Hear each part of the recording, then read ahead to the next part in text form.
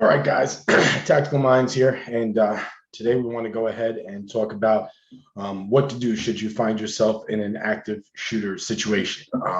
Sure, most people know what that means, but if you don't, basically it means you're in a area. It could be a mall, could be your workplace, could be, the subway station, could be anywhere, right? And somebody actively pulls out a firearm and starts shooting. So today we want to go ahead and give you a few tips on what to do should you find yourself in the situation, how to better be prepared. But as always, guys, before we get into any of it, please, like always, like, comment, share the video, subscribe, tell your friends about it. And if you get anything good out of this video, let me know in the comment section below, or let me know, again, any things that you can think about. Here at Tactical Minds, we're all about building up our strongest weapon, and that's our mind. And you're going to hear me say that time and time again. And that's one of the main reasons why I created this channel, was so that we can all learn and grow together. We can learn from each other and constantly be, growing and build this strong community of, like-minded warriors that are, prepared and ready for the dangerous and uncertain times we're facing, right? I always say, plan for the worst, hope for the best, right? And with everything going on today, guys, the food shortages, riots, we're more divided as a nation than we've ever been before. And people's first response when things go to shit is to tend to go towards violence. And right now, people are angry, people are scared, food's running out, stuff like that. So, when that happens, people go to violence. I mean, if you ever seen a blackout, or if you've ever been in a city when a blackout occurs, it doesn't take very long for people to start losing their minds, right? So, what we're going to talk about today, the main things are RHF, and that's run, hide, and fight. I believe there's a movie by that title, but I digress. So first thing we want to talk about, first thing that's most important, is we need to be alert. Okay, we're walking around all day, guys. Heads in our cell phones, earbuds in our ear. Everybody's got wireless earbuds these days, right? Heads in the cell phone. We're listening to music, or we're text messaging, and rarely do we ever stop and look up to see what's going on around us, right? And that applies everywhere. Most of the times in the car, we don't even look up until we hit the brakes the first time. And a lot of times we don't even learn our lesson from that. But that's another topic, right? So stay alert. So you got to start paying attention to the things that you're seeing and hearing around you, okay? Your eyes, your ears, you have to use these senses. Even your sense of smell. A lot of these attackers, this stuff doesn't just happen like that, okay? A lot of these attackers plan this stuff out.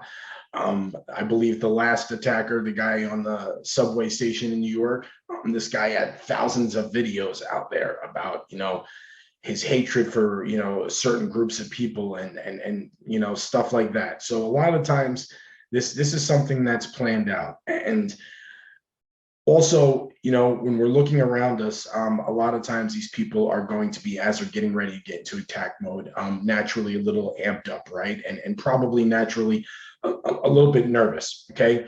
So what are some of the things that we could be looking for? Clothing that seems out of order, right? Let's say it's a warm day outside, and you see somebody inside a mall or in the workplace, and they happen to be wearing a particularly heavy coat, right? Or a bulky sweater or something like that. When no one else seems to be wearing that kind of clothing, right? Something to cue on to. Maybe somebody walking around, inside an establishment, and they've got their hood over their head, right? You're probably not going to need a hood on your head if you're inside a mall or in a place of employment or something like that, right? So does the person have earbuds in? Maybe, but that's also kind of a giveaway, right? Something that stands out and looks different. Somebody who may be shifting their posture into more of an aggressive stance, right? Or somebody who may be pacing back and forth, kind of looking up at the ceiling, or looking down at the ground, or sometimes even kind of murmuring to themselves a little bit, right? Somebody who, let's say it's, nice and cool inside where you're at, and you notice this person happens to be, profusely sweating. Sometimes, again, maybe even you can smell the scent on them. You can smell the sweat on them. You can smell their perspiration because they're getting nervous, right? You know, things like this are, things that we're looking for right now. Unfortunately, in today's day and age, everybody and the brother wears a mask, right? Or at least a lot of people still do. So, it used to be back in the day, if a guy came in with a hood and a mask, dead giveaway, right? But today, not so much. So, they conceal their identity naturally already. But again, look for some of those other indicators. I can tell you 9 times out of 10, when I've been in a situation and something's going down, whether it be a fight at a bar or something like that, I can almost always spot out the person that's going to be the aggressor in the situation before they are. So just take some time, look around, pick your head up out of your phone for a little bit. It's not going to kill you. That text message can wait till you get home. Okay. Second thing is going to be have a plan.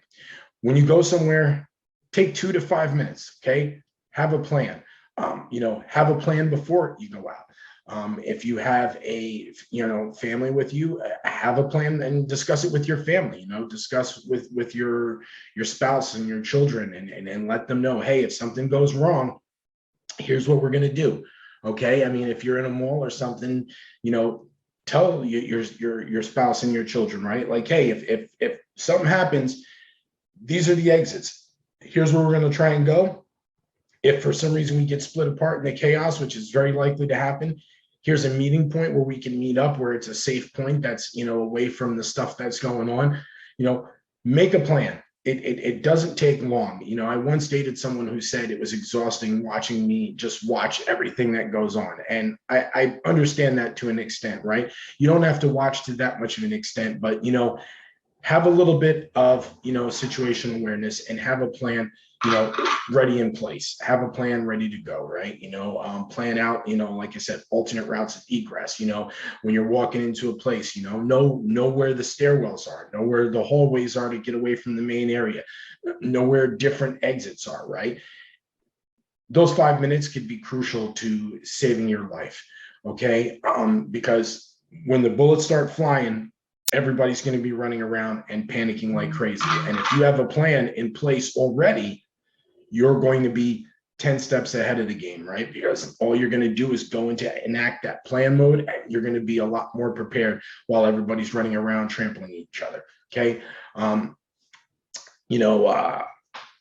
Everybody, says, well, it's not going to happen to me, right? It's not going to happen to me. I'm not going to happen to me. And I can tell you there's probably thousands of people that have looked up in an ambulance when they've got a hole in their chest and they're saying, oh man, how did this happen to me? It wasn't supposed to happen to me. Nobody thinks it's going to happen to them. Nobody thinks it's their time. Okay. But when that time comes, I promise that same look is on somebody's face. They're confused as if, there's some big mystery. How did this happen? Because, this is supposed to happen to me. I'm a rich, successful person, or I'm just a family person or something.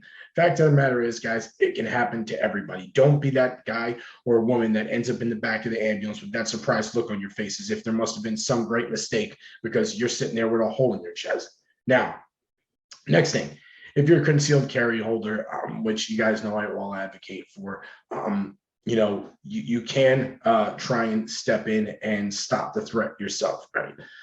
But that's also going to come with, some risks as well. So some things that I would advise you to understand if you are going to get involved in the situation, you have to be aware of law enforcement's response. Okay.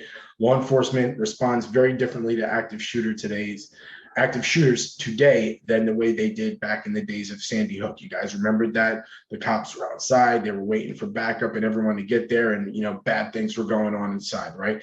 Nowadays, active shooter training for law enforcement is you are trained to go in and neutralize the threat and stop loss of life, right? We want to stop it right away. We're not going to sit here and wait 45 minutes setting up a perimeter. They're going to want to get in. So when this stuff happens, it's going to happen fast. So if you are going to take action and try and neutralize the threat, understand when law enforcement comes in, those law enforcement officers are very keyed up. Okay. They are every bit as nervous in the situation as you are. They may just be more used to it or they're acting better in it, but they are nervous in that situation too. They're going to be amped up. Their adrenaline's going to be going, right?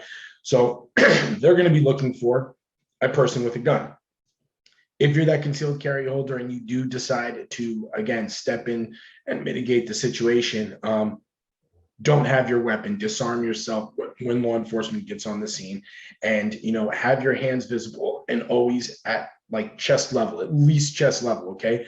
Because I promise you, when law enforcement responds, first thing they're looking at is hands, and they're looking at chest area, center mass. They're looking for where the shooter's going to be presenting that weapon, right? So have your hands, you know, there. Have your hands here to where they're looking, they see you're unarmed, and then let them figure out the situation and deal with it then, okay? At that point, you know, if you've taken action, like I said, go ahead, disarm yourself and become just a good witness, right? Start gathering all your data. So when law enforcement does show up on the scene, you can let them know, you know, what you saw, you know, the description of the suspect or something like that, you know, because they may show up and suspect still gone, you know, you didn't get them, or maybe there's one or two suspects, right?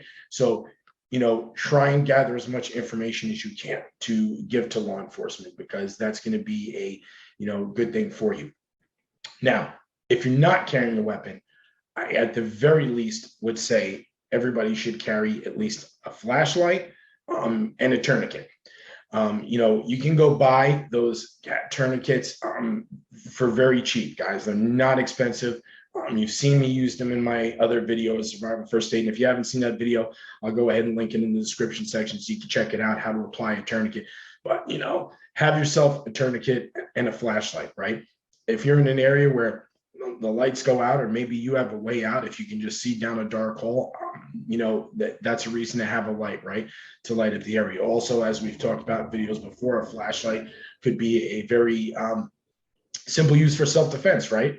You know, you can shine that light real quick, you know, hit the attacker's eyes, maybe give them a couple of seconds of blindness, and that may be the couple of seconds you need to be able to run and get away from the situation, right? So we, you know, we want to ultimately get away from the situation, right? So the first thing is going to do is going to be to find an area to hide from the attacker, right? And to barricade ourselves. And again, this is assuming we don't have, you know, a firearm on us, right? So you want to hide into an area, and you want to put as many things, stack as many things in that area between you and the door, right? Between you and the attacker, put as many barricades as you can in between them. You know, another thing that you can do, right? If you're carrying around a backpack, a lot of people carry around a backpack these days, right? If you're in a store or something like that, start taking some, you know, heavy books or hard items or whatever you can and shove it in that backpack, right? Stuff it in there and throw it over the front of your chest and give yourself maybe a little bit of protection from a small caliber bullet if one's firing that direction. But again, we want to have, you know, barricades and as much stuff to place us between the attacker. Now, ideally, you want to look for an exit, but there may not be one close by. So you may have to, like I said, hide it out and wait for law enforcement to, you know, get on the scene and deal with the situation. Okay.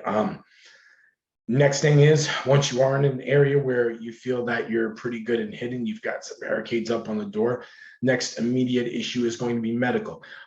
Check yourself first, right? Have you been shot? A lot of times the adrenaline's flowing and you don't even know right away. You may not even know that you've been hit, right? So again, that's why we say carry the tourniquet on you, but check yourself first, right? Check yourself, make sure that you have no injuries, make sure you're okay. If you do have an injury, go ahead and tend to that injury first before you start thinking about helping out other people, because you need to take care of yourself first in the situation, okay? So that's the next thing we're going to do. Now, if the attacker finds where you're at and he pushes past that point, okay, and he gets into that room, or before that even happens, again, I would plan to arm yourself, and I would try to get all the people that are there with you, get them on your side, get them to understand that this is possibly one attacker, and if they come through the door, we're all going to fight for our lives, right? Try and get everyone riled up to, you know, be able to go into attack mode if need be, because if that attacker comes through the door, you only got two options. You can sit there and you can beg for your life, and usually that's not going to end very well for you, or you can choose to get everybody together and you guys can fight. A lot of these attackers, I'm going to be honest with you, are cowards. Okay? They are cowards, and that's why they go in, shoot the place up quick. When law enforcement shows up, a lot of times they want to take their own life. They're cowards, and this is why they're operating the way they do. They're cowards and they're predators.